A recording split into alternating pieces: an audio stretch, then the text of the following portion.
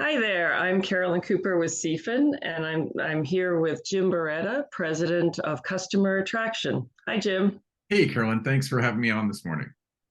Today we're talking about ADM Montreal, which is the Advanced Design and Manufacturing Expo. It takes place November 9th and 10th in Montreal. So, Jim, what should people expect to see when they attend the show?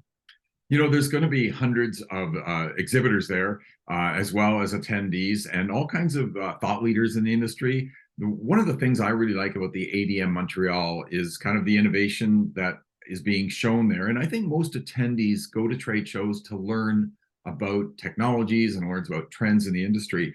Because the ADM Montreal show is also five shows in one. There's the Design and Manufacturing Show, the Plastex Show, ATX Automation, Powder Bulk Solids, and PACX Montreal. So there's something there, I think, for everyone.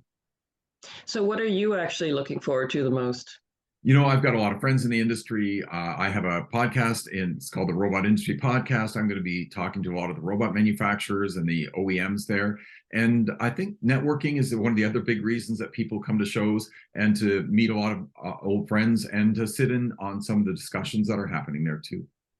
Sounds good. So, why should someone in the food and beverage industry attend the show?